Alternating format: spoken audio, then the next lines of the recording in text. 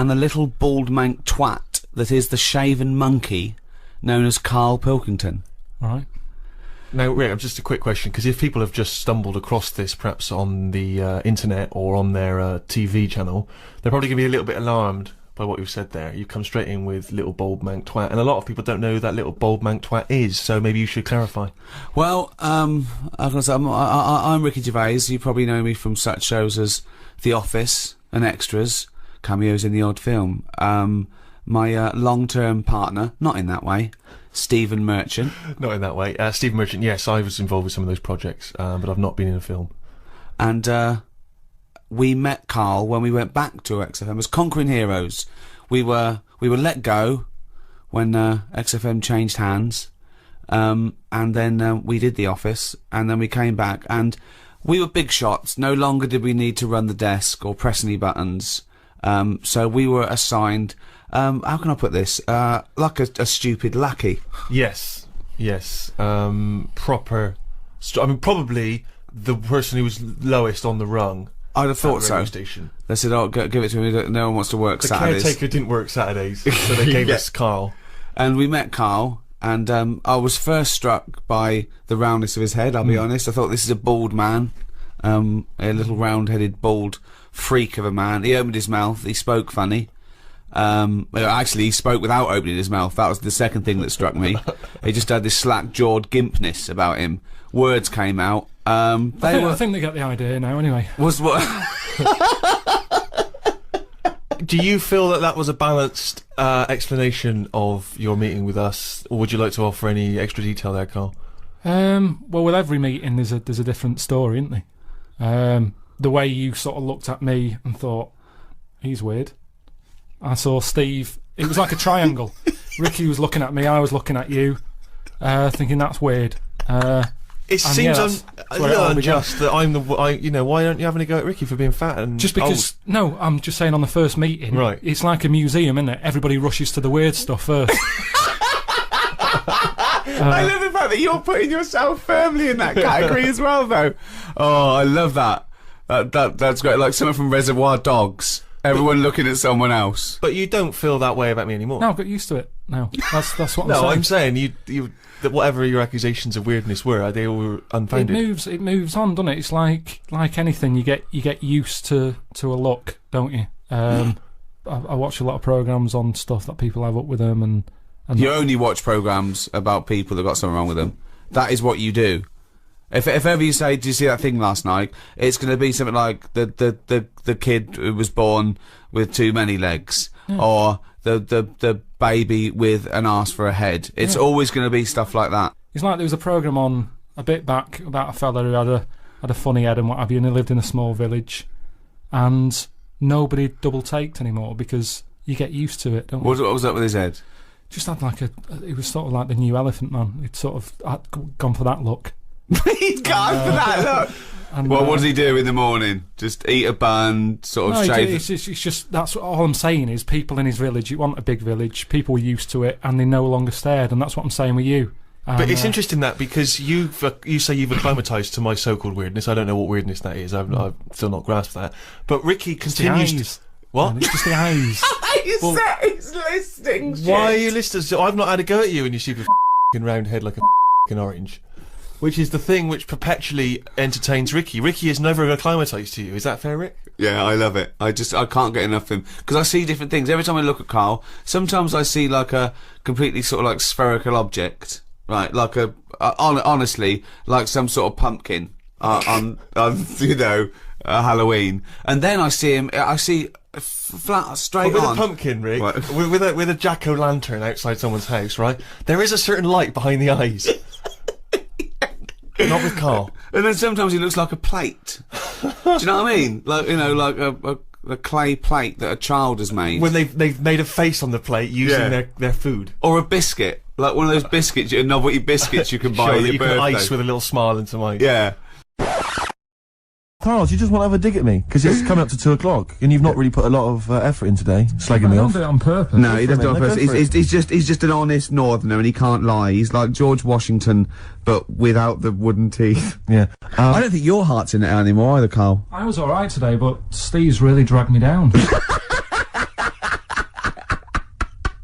Well, let's. Wait a minute, I just need to know why. No, do you know, like, Yeah. when people are being miserable around you? Yeah. I was full Yeah. of beans when I came in. Yep, here. yep, yep, Yeah, yep. but you got to remember last week you were really miserable and that really wound me up. Yeah, because he was devil So to it's do moving stuff. around, Because, you know, he'd been let down and they were worried about Yeah, the last next week you were in show. a terrible mood. Yeah. Don't look at me like the you were. songs, I wasn't like going off and lying on the settee, looking ill, talking in that voice. Oh, he's done you again. I said just now, being quite friendly. Yeah, Carl, Steve. Carl, have you ever tried to get into the Monarch for free? Because I'll be honest, mate, it's not going to happen for you.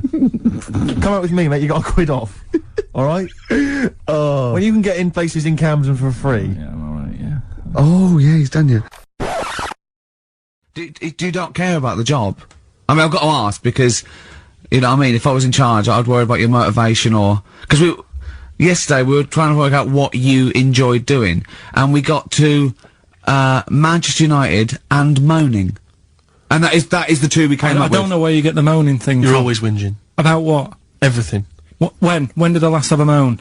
Just before we came on air. Right, and why was that? I don't know, I can't remember. Because we were in good mood. We were in a good mood, me and Rick. I'll tell you why. Go on. Because you brought a song in at 10 to 1 Yeah. with a load of effing and jeffing in it. Yeah. And saying, can you edit this? Yeah. Yeah. But that's your job. You could have brought it in yesterday. No, I couldn't. Why not? I hadn't thought of it.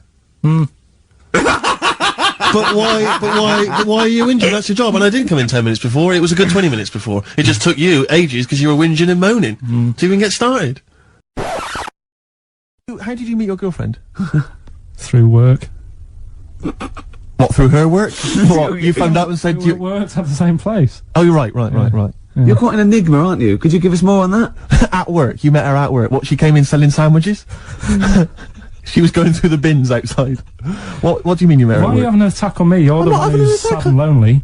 Oh, he's done you again. He's done you Yeah, but what again. I thought was interesting was No. I just scratched at him and he just went mental. Yeah, no, It's like a but bear caught in a trap. it's funny, innit? You'll never learn. Carl, No, I was just interested to find out what the story was, because it might be a really romantic story. Well, it's not. Alright, jeez. I love the fact he doesn't want to talk about his love affair. I was thinking about you in the week, and like, does it worry you? I mean, you sort of joke about it now, and we're talking about it in the office, you know, like, oh, is Steve really touchy about the way he looks? And Oh, what's this? Where's that come from? he's done it again. He's done you again. I was walking home the other night, and I was thinking about it. And do you worry that when you're old, you will be on your own? You did start it though, didn't you? Well, Carl, I'm glad you brought this up.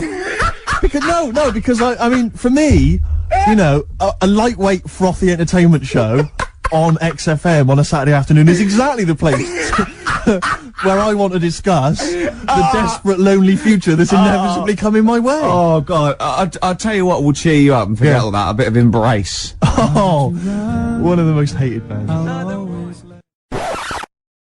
Do you know when I left the pub in a bit of a mood because I just fed up with not getting anything done? Yeah. Walking down the road, I was thinking, how can I get out of this?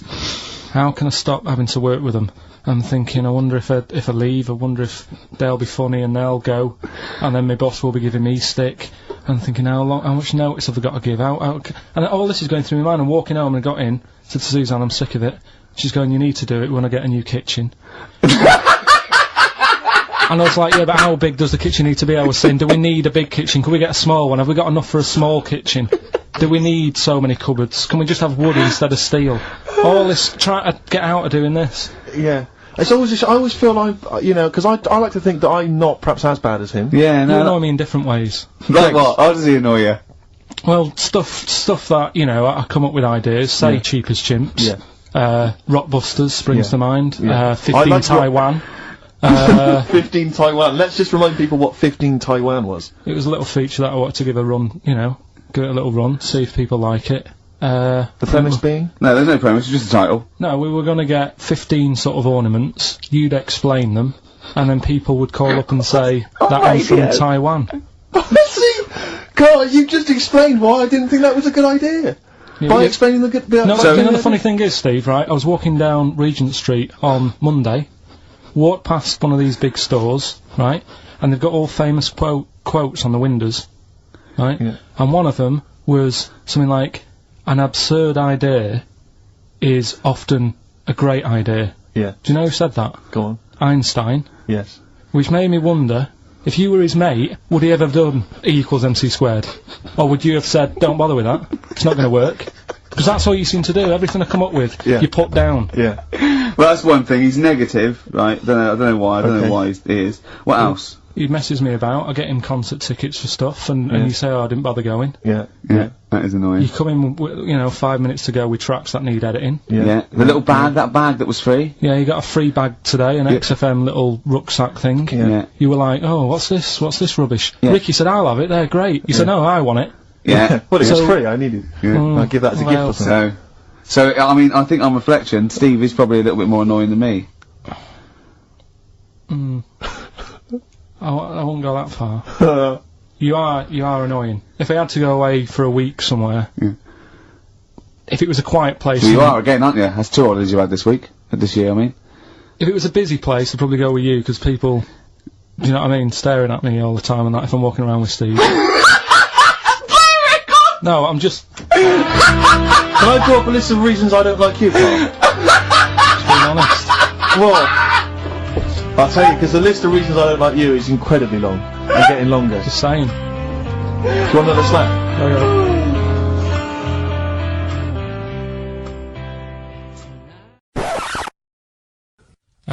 Been very quiet week. Been checking, I was looking in books last night and stuff. Is there any monkey news? I've got some, but just because it's not that good, something else I found out that I thought I'd share with you. Go on.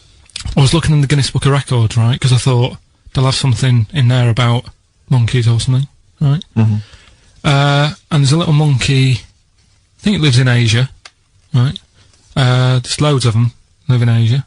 Might just be travelling, but yeah. And something I found out, I don't know if they've got it right, and that's why I want to bring it up. Apparently, it's the mammal, right, that's got sort of the pointiest eyes that pop out of their head. Steve.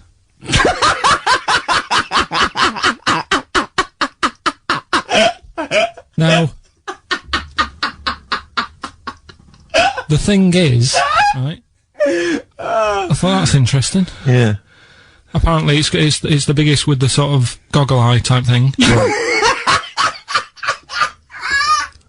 Right, yeah, go on.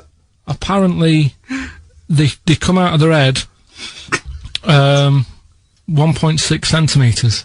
1.6 centimetres? What, you mean they protrude? Yeah. They protrude from the head at 1.6. Okay. What, how long? Have you got a ruler, Rick?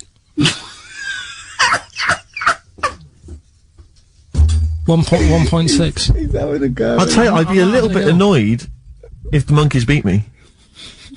Well, I don't think it has. That's what I'm hoping. Is there anything we can... I mean, what's 1.6? Oh, can you... It's about... Drop your trousers.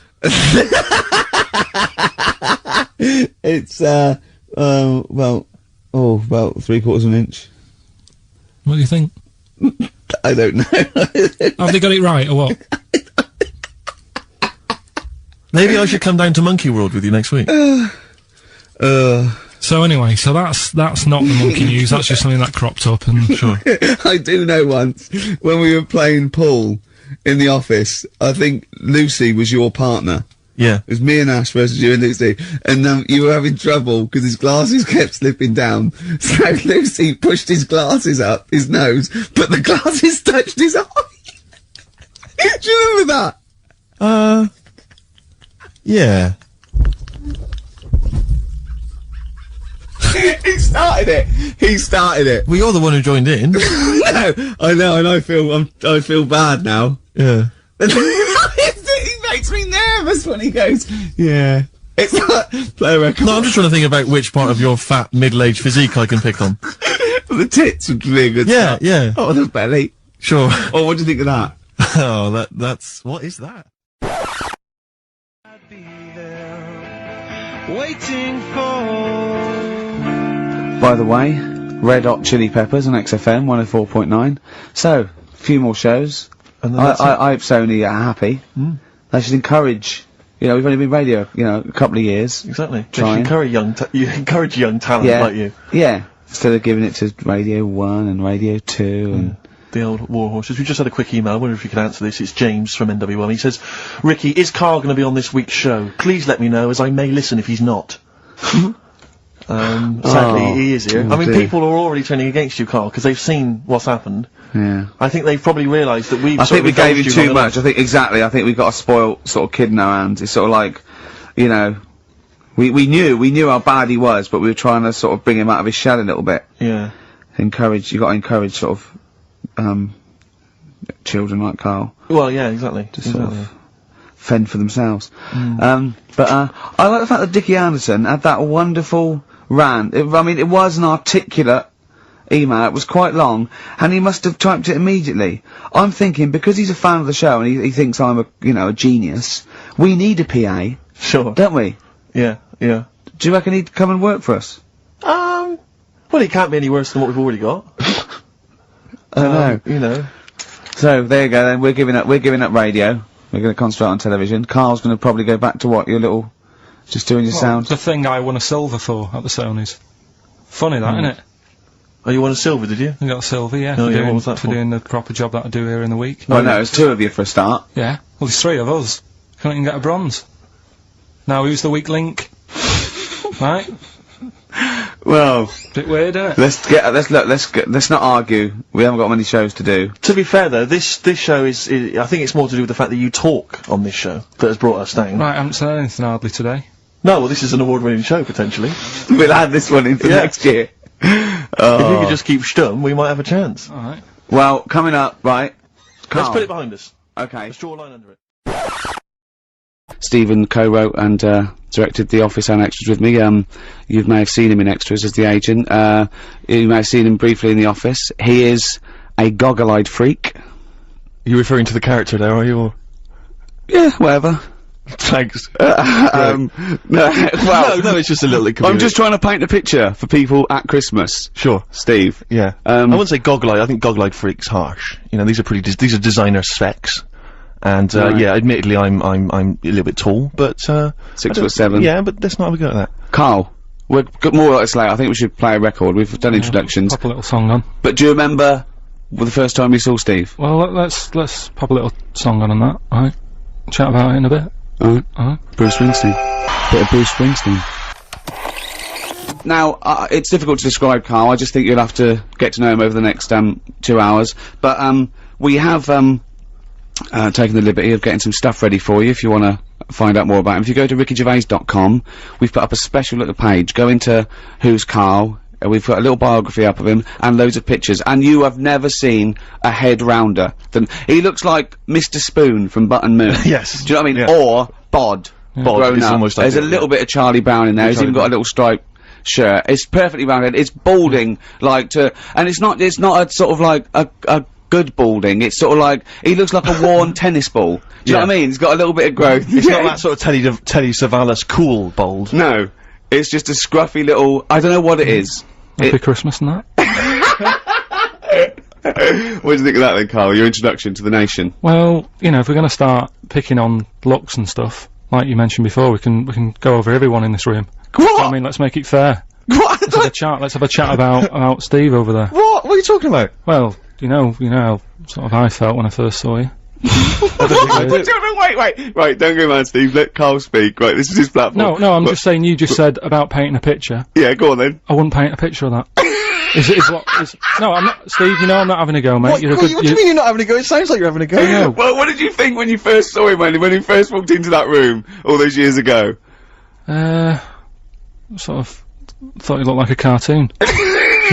No, Steve, you know that you look a little bit odd. This isn't like a shock to you. You've had this. How old are you now? 31, Right, but I so don't you're know. 30.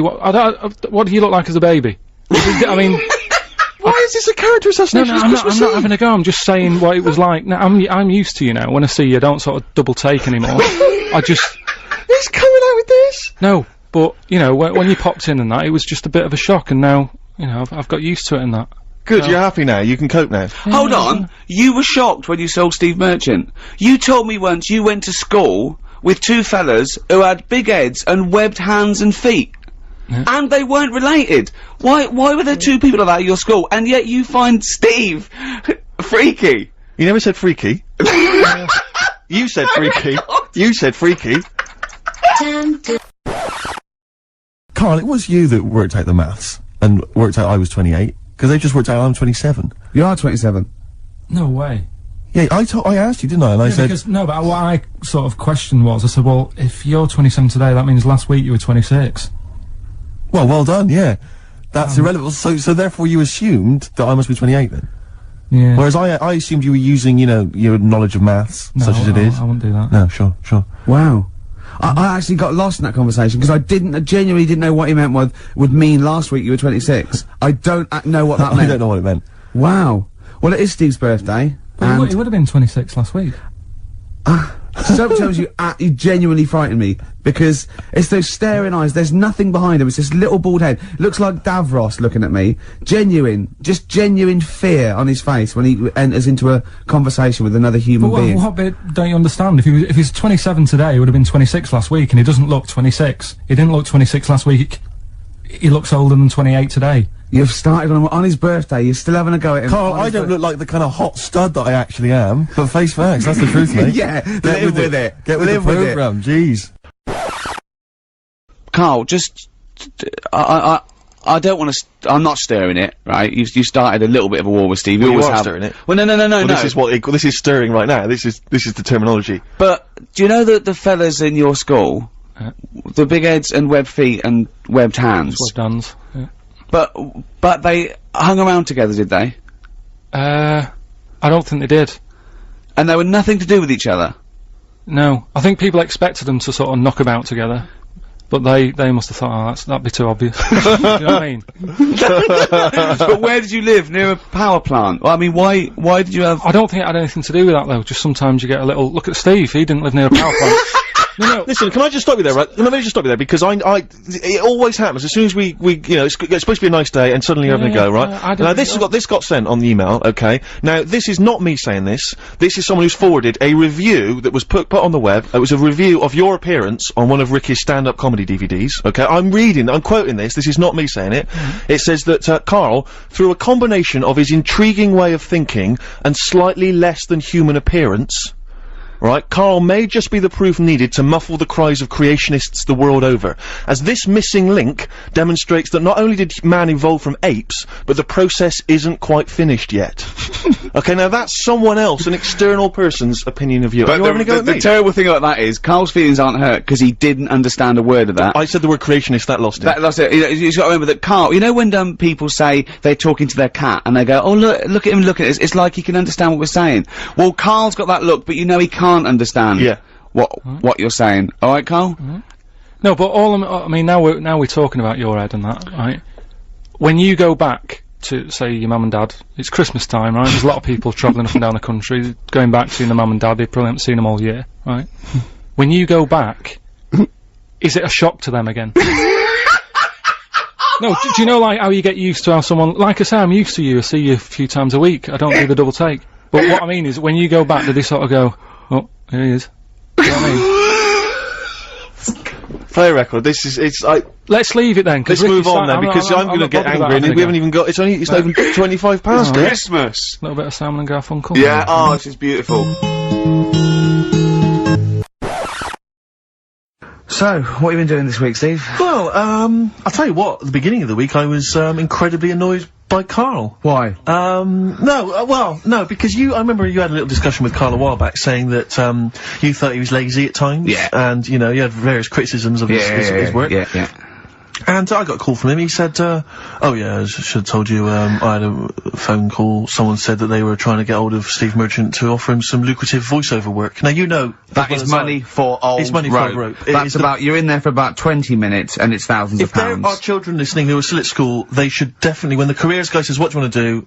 Try and get voiceover work. Just become a voiceover artist. It's money for old rope. Yeah. So I can't believe my luck, because, you know, I love money for old rope. Yeah. And, I said, well, what's the information? He said, I don't know. I deleted the message. It was on his answer, and he deleted the message. I said, right, when did the message come? He said, last week. So he took a week to tell me that he had deleted the message. Why, just because it wasn't for you? I mean, I don't know how selfish that is, Karl. No, what happened is, right, I got back off holiday. I was at home. Yeah. So I called up my voicemail, Yeah. right, because I can do that. Yeah. Remote access, right, because I've Brilliant. got to know what's going on at work. Of course. Called in, it was still my day off, I was going through the messages. Yes. Heard one from some company saying, we're after Steve Merchant. Yeah. We want him to do some voiceover work. Yeah. Right? I can't remember the name of it, but Thanks. I thought, right, I'll remember to tell Steve. A week later. It doesn't matter, does it? You still got the message, and they What haven't message? Yeah, but voiceovers have to be done in the next But couple I of didn't get the days. message. All I got was, there was a company, I don't remember the name, and they phoned you, they wanted voiceover. How does that help me? There are hundreds of thousands of media companies. I You was didn't take more- down a number, you didn't take down a name, nothing.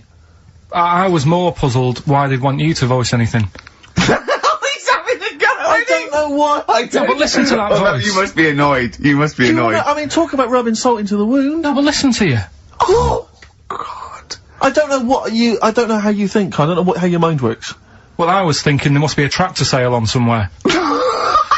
What do I care? No, hang on a minute. Wait a minute. Wait a minute. The I worm don't care. has turned. I don't care if they want me to advertise, you know, the latest designs in pirate fashion wear. I will do a voiceover because it's money for the rope. I don't care what you think of my voice. Someone was interested. They were offering me money.